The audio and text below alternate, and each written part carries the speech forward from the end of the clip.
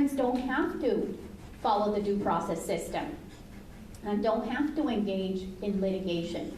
I've always said, I've never met a parent that wants to go to due process rather than go to a soccer game with their kids.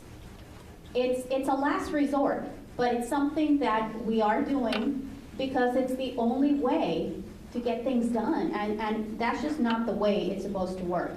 The Appendix C also has the private agency representative incorporated in the bylaws for CAC, and as we mentioned before, that is just not happening.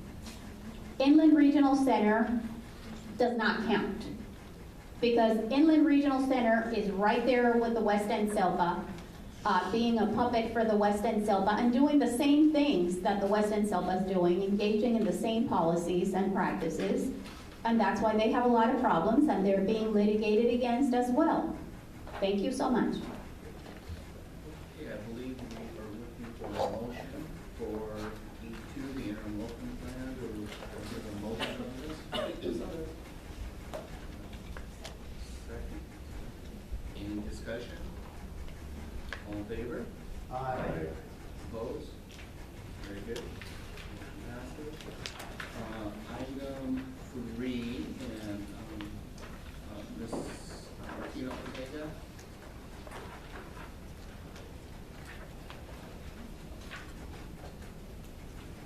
Thank you, Martina Ortega. Under the leadership of Susan Bobbitt, Amy Foodie refused to provide public records requests to the Inland Empire Latino Coalition. They failed to provide settlement agreements in 2013, which in the past, under the leadership of Joan Riley, such records were provided. At present time, the RLA is regressing under the leadership of Susan Bobbitt. And next is Administrator Lou.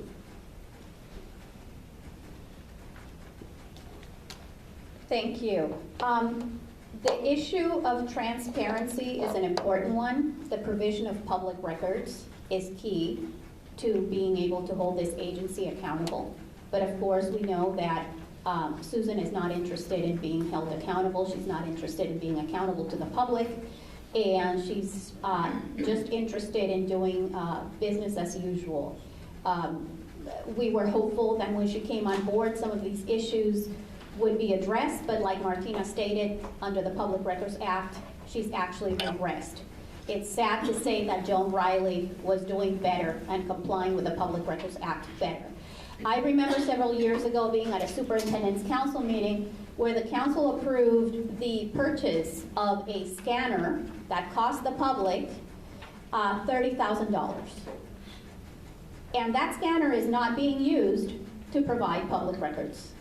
A lot of agencies just scan the records in. It takes less staff time to scan records and email them to a requester rather than have to print them out, make the requester come to pick them up, and in some cases not even mail them or have the opportunity to mail them.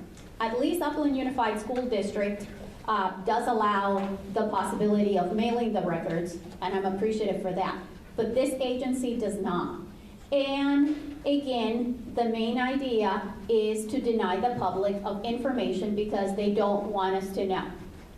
Just like they don't want you to know, and they present 300 pages of policies or procedures, and they bury it in this agenda, and it's very hard for people to go through and find out how these policies are going to play out.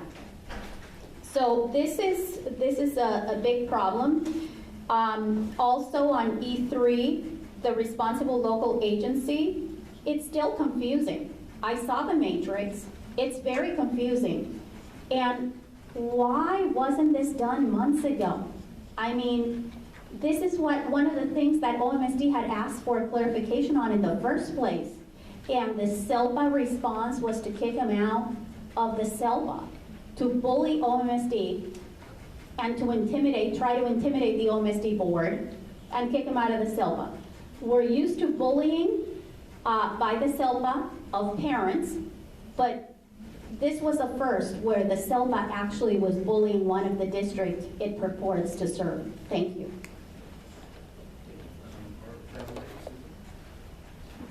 Thank you. The document you have in your packet came out of a discussion that was held in OMSD on August 17th or 27th. And it was an attempt to clarify the role of the SBCSS in terms of the county, the entity, the organization, the business, and the elected person, the superintendent for the county schools.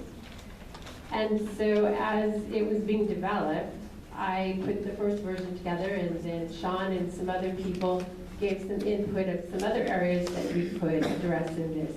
And then in December, Dr. Hammond asked if we could go ahead and make a bylaws change, and I have taken total ownership of my mistake at that point. It was my understanding we could not do it. And in part, I was right, because we could not do it that day. We had to go through a first and second reading of these items in order to action this and the CAC bylaw change, because we had to take these two documents through all of our governance structure to get a first reading and then a second reading and approval. So as you'll recall, at our last meeting, we had the first reading, and today I'm bringing it forward to you. I believe personally that this is a living document, but we can bring it back for a first and second reading in the future if you decide you want to further amend it.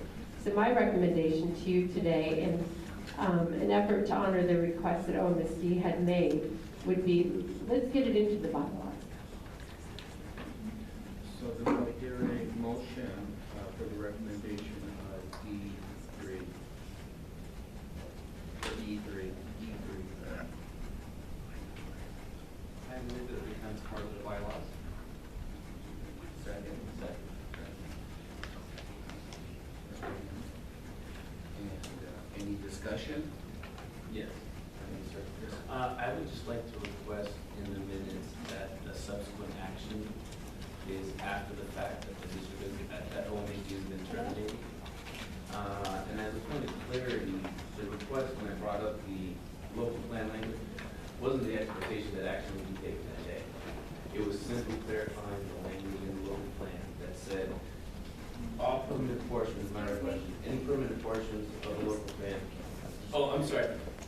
Any permanent portions of the local plan had to go back to the boards for consideration for the exception and for the exception of appendices.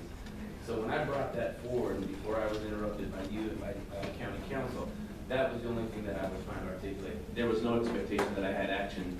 If I wanted an action item agenda, I would have brought it forward and had it labeled. So I'm just clarifying the comments you made earlier. That's all I'm doing. And I'd like to further clarify my own comment, if I may, that the reason I brought that up is because of the timeline that we were all faced with, Dr. Hammond.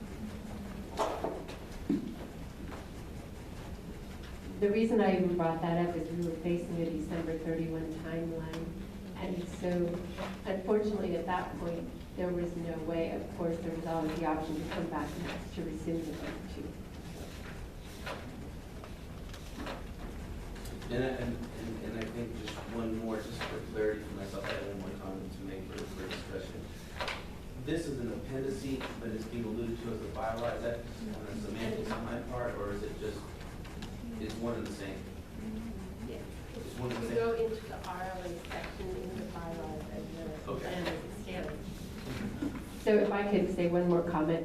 My intention then, we've approved an interim local plan to move forward, but I will send out as an amendment to that for all of you. If we approve those two sections, I'll send out the revised bylaws having been changed. Okay.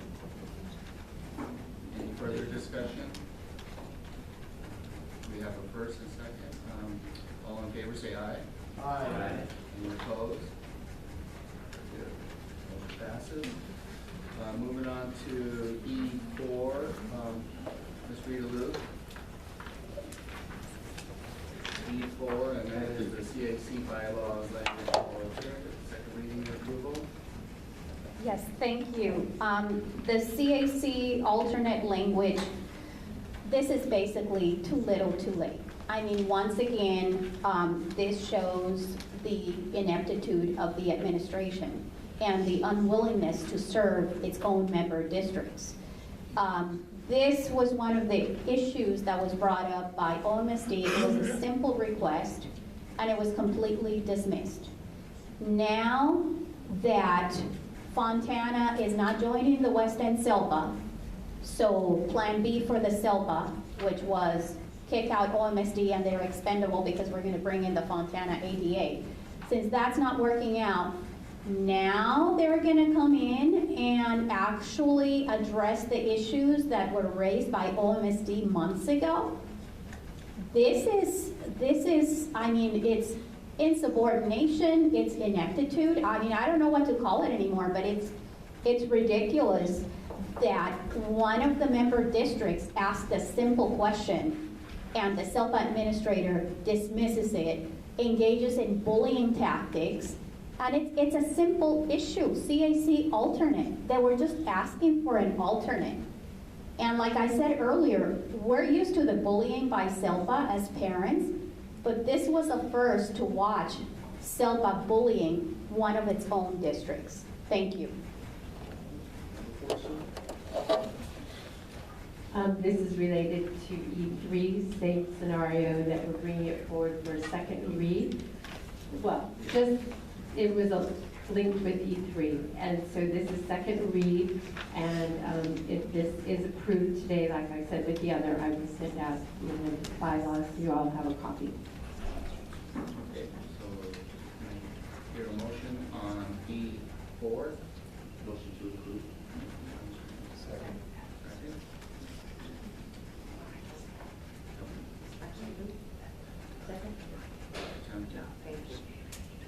Any discussion? And if I may, I'd just like the minutes to also order. Yeah, no problem, that's no problem. I'd just like the minutes to reflect, if I may, that the subsequent action is after the fact unless being terminated. And I'd like the minutes to clarify that we did get a letter from OMSD. The SELPA and committee responded promptly, met with OMSD, discussed the issues, and these items were continuing to develop and move forward from that point. So to say that it took months to begin discussion, that's not true. It was an ongoing discussion. I'm just referring to the sequence. So I'm referring to the sequence. The subsequent action is happening after the fact that our district's been terminated. So I'm speaking to the sequence. I believe in this case also we did believe that we could do this without this being and meet to our own district policy. Yeah, Originally. yeah. So really, this is just to clarify what James is asking for at this point.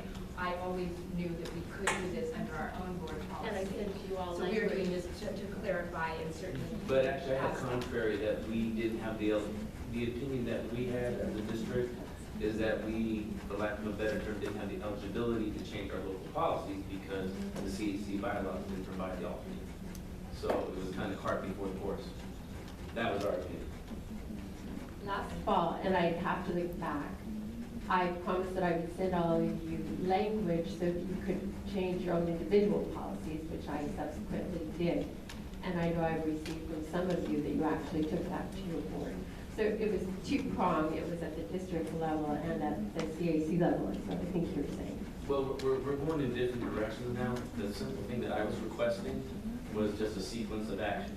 The subsequent action is after the fact that the district's been terminated. What we're talking about is a discussion, and to my recollection, was taking policies or having a local conversation with our boards, which I found ironic because we didn't want to take the local plan back for revision anyway, but we were willing to take a policy back that would create an alternate, which was great. We wanted the alternate, it came out of our subcommittee conversation.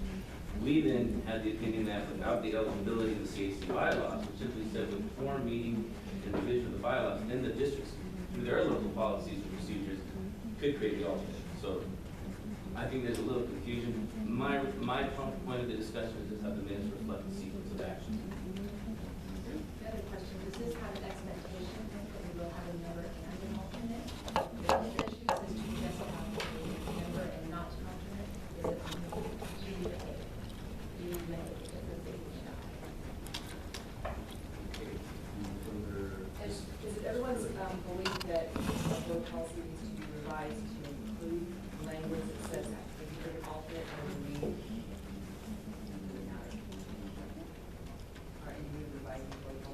you, just as we had the eligibility now, to do it, still a local decision. Okay.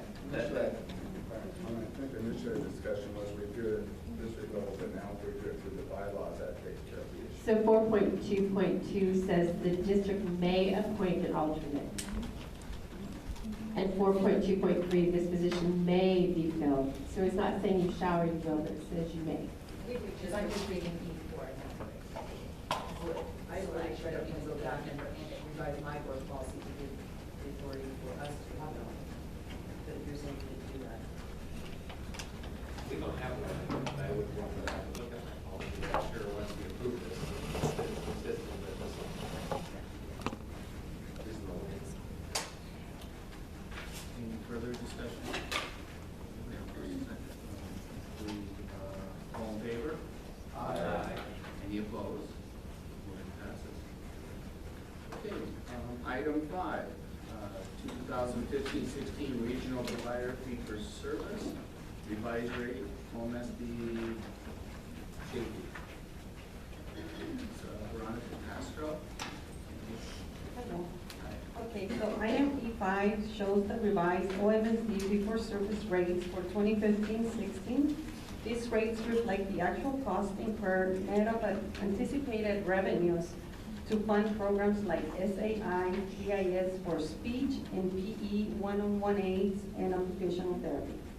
At the beginning of each year, we provide a sample with estimates of what we think the fee-for-service rates might be. And now that we have completed most of the year, we have revised these rates, which take into account changes in our program, for example, growth, salary, settlements, etc. So in E5, you can see our new rates, our revised rates, and the variance.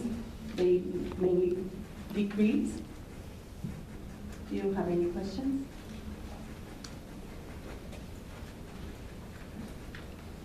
There's no further discussion, we'll take a motion on the rate.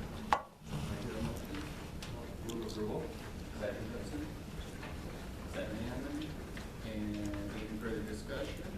If not, all in favor? Aye. Any opposed? Motion passes.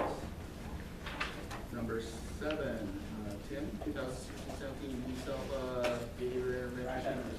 Oh, trying to get ahead of myself. Sorry about that. Thanks for keeping me straight. Number 6, regional provider fee for service, estimated rate on SMG. And that's Veronica again. So similar to item E5, item E6 reflects the estimates for fee-for-service rates that we are proposing for 2016-17. These are our estimated rates right now based on budgeted expenses and revenues. These estimates are to help other districts with their expense planning, and we will provide a revised rates in 16-17 at a future meeting. Any questions? Can I hear a motion for the 16-17 fee for service rate on Carol Fair? Motion to approve. Second. Any discussion? All in favor? Aye. Any opposed? Motion passes. Thank you. Now we're on number 7. And that's Weston Alpha, behavior intervention fee for service rate 2. Thank you. The behavior intervention fee-for-service rate for next school year will remain $3,647. It's been the same rate since 2008, 2009. Any questions on it? Can I hear a motion on this? Motion to approve. Second. Any discussion? All in favor? Aye.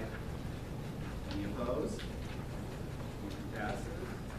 Moving on to number 8, SBCSS fee for service, Jennifer. Thank you. So item E8 narrative has the, proposed rates for the 2016-17 county office special education program in the Weston region.